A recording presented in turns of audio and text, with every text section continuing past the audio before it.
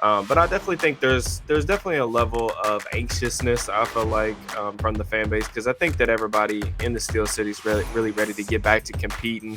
Yeah. I definitely think the loss to the Ravens last year in the playoffs definitely stung the organization. You can see that they put a heavy emphasis over the course of the offseason. They talked repeatedly about wanting to get tougher, especially in the trenches.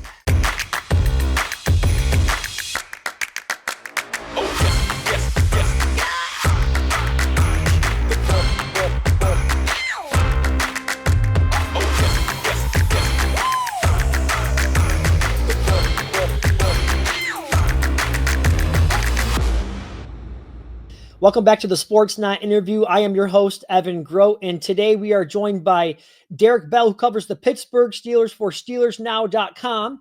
And to me, Derek, the Steelers are one of the more interesting teams in the NFL coming into the season. They've made a lot of changes on both sides of the ball. Of course, Aaron Rodgers, the big one. Let's get into some of these topics right now. Let's jump into it. We're going to start with Rodgers because he is the big question. Now, I think what we learned about Rodgers, at least over the last 10 games last season, where he threw 18 touchdowns to only 4 interceptions with the Jets, is that he still has something left in the tank. Now, all of that being said, I mentioned some of the changes. There's a lot of changes, a lot of new faces on this offense. He's learning a new system with offensive coordinator Arthur Smith. He's trying to get on the same page with DK Metcalf and Jonnu Smith, 2 new running backs as well.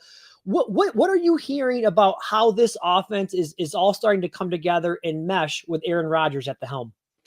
Yeah, I think both Rodgers and offensive coordinator Arthur Smith have like said all of the right things publicly. It really is just about like finding the marriage between like things that concepts that Rodgers has liked over the years. It's made him, a Hall of Fame, a first ballot Hall of Famer, and then trying to find some stuff that Arthur Smith can like help him and trying to find that marriage between those two. And then obviously you mentioned the relationship with DK Metcalf. Like those guys have had a developing relationship throughout training camp. I really feel like that connection really got going over the second half of camp. But, Rodgers, I think what you talked about the second half of the season, I think you saw him gain a little bit more trust in terms of like, how he was moving around the pocket. Now, of course, like at his age, it's going to be a question of like, how much does he have left like physically? But one thing about Rodgers, like extremely detail oriented, going to hold everybody on the offense to a very high standard. And then still, even with the mobility declining, you can still see the arm strength, the quick release, and things like that. So there are definitely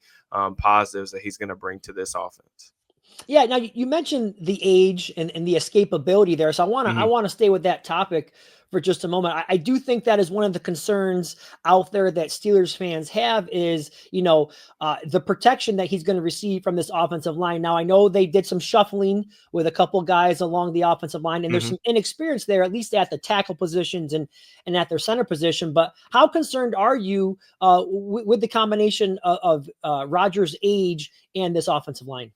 Yeah, I think with Rodgers, just over the course of his career, he's always been like a really electric playmaker, like on the second reaction plays. I think that was probably the biggest dip in his play last season was just, that inability to kind of make those quick twitch reactions and get out of the pocket. So he is going to be like, I think the idea is that you can kind of turn him into this like point guard, point and shoot type of playmaker. And then I think that's going to rely on, the scheme with Arthur Smith, like doing a lot of play action and trying to scheme up some like max protection type stuff. And then, how these young tackles develop. I really think that that's the key to their success on offense this season. You got Broderick Jones going back to the left side, struggled through the first 2 years of his career, but has looked more comfortable at the left side throughout preseason.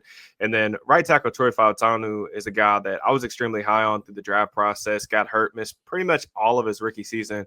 But I think, his athletic gifts, like really, I think he's got the highest ceiling of any Steelers player on the offensive side of the ball. And he's looked fantastic this preseason, really back to like exactly what we saw coming out of Washington. So I'm pretty, there's definitely reasons to be skeptical because, you got to see how it's going to play out in the regular season. But the Steelers have placed a heavy investment on the trenches over the past several years via draft capital. Zach Frazier, one of the best centers in the league already. So there's youth, there's upside for sure, but there's definitely a wide range of outcomes in terms of 2025.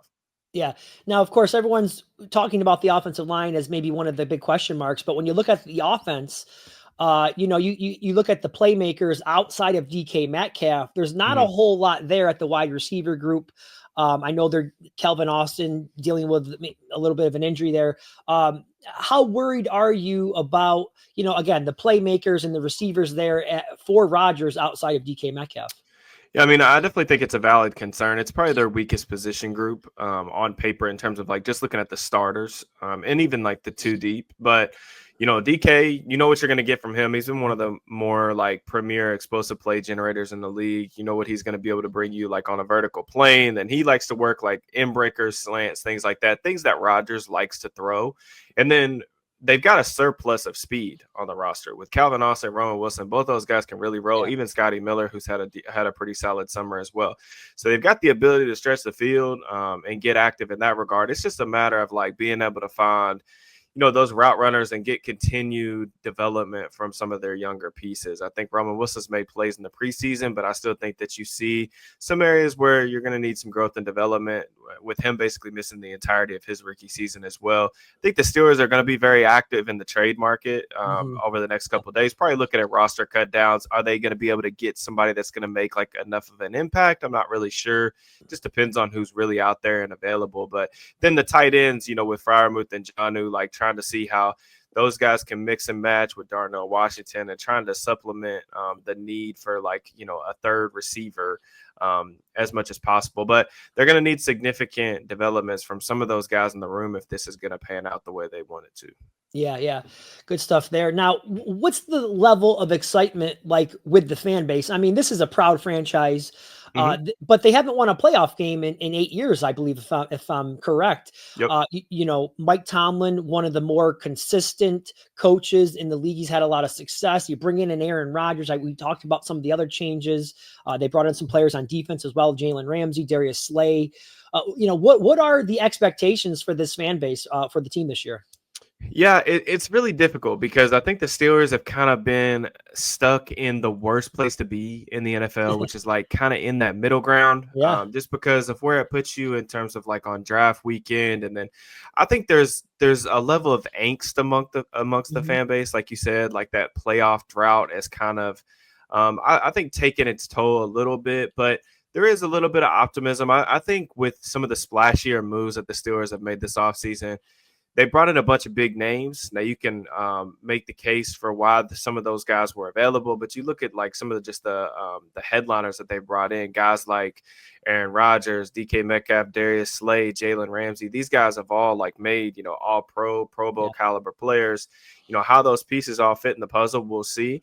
But I definitely think there's definitely a level of anxiousness, I feel like, from the fan base, because I think that everybody in the Steel City is really, really ready to get back to competing. Yeah. I definitely think the loss to the Ravens last year in the playoffs definitely stung the organization. You can see that they put a heavy emphasis over the course of the offseason. They talked repeatedly about wanting to get tougher, especially in the trenches.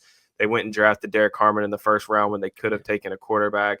Then they doubled down and drafted Y.A. Black on day 3, getting like bigger, more physical players really across the board, even beyond the trenches, like with Metcalf and Ramsey. Those guys are really like physical specimens for their specific positions. So, I know the Steelers are even more tired of the playoff drought than the fan base is, but there's definitely a level of anxiousness and I think partial excitement in terms of how the season's going to go.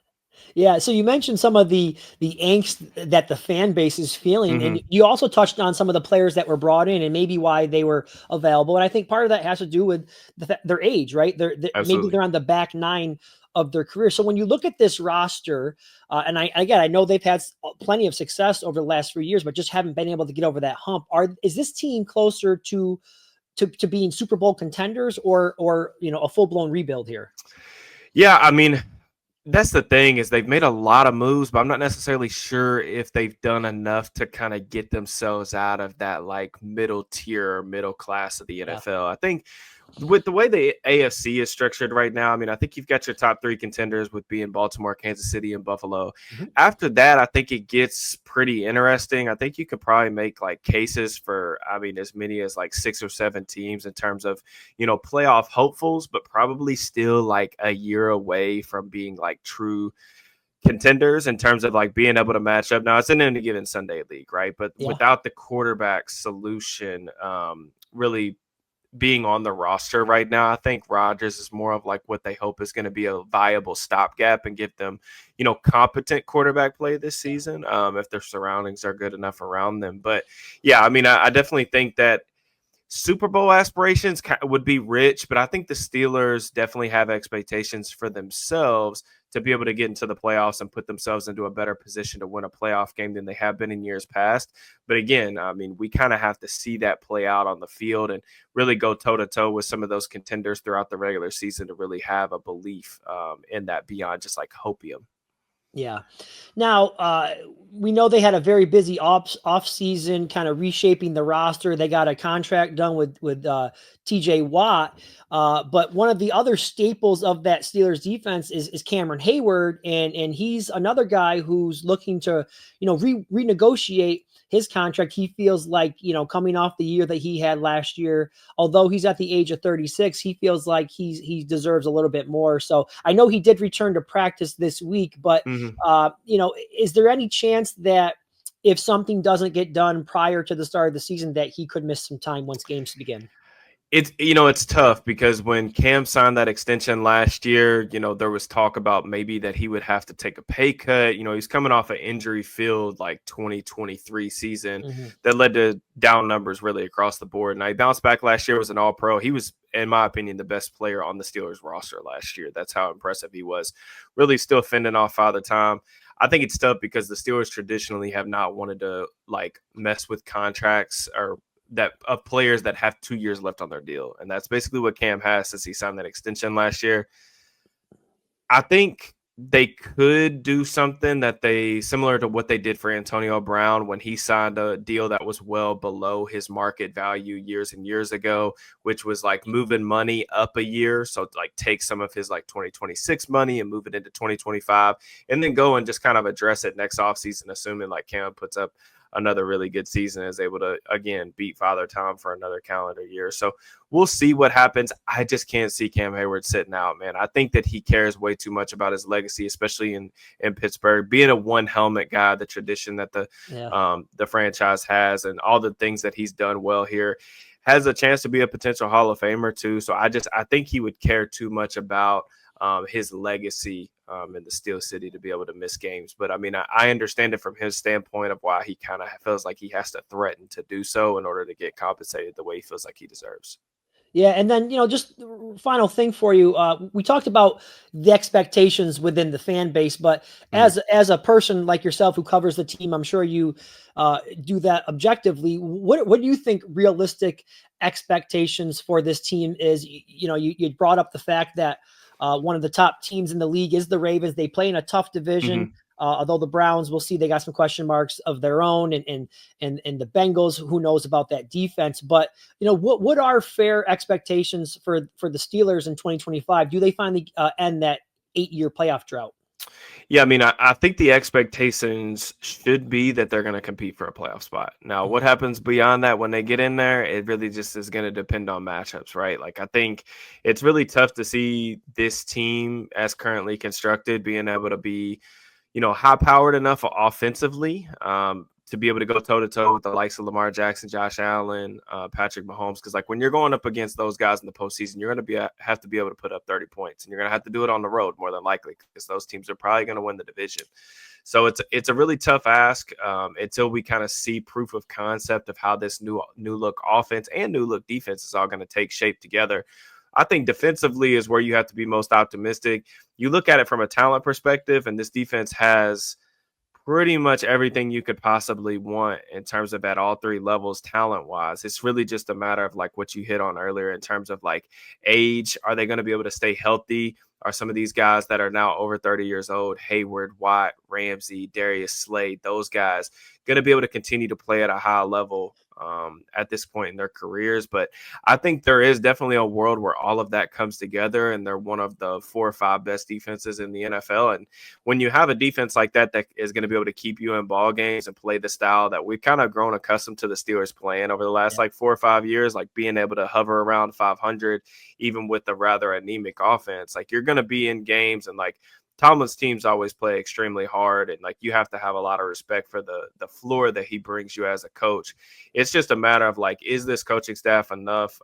Do they have enough in the bag schematically? Do they have enough talent offensively to kind of lift the ceiling to, win a playoff game? So I don't necessarily think that that's outside the realm of possibility. It's just more about expectations wise. I don't necessarily think that I would predict that to happen right now, at least until we see proof of concept.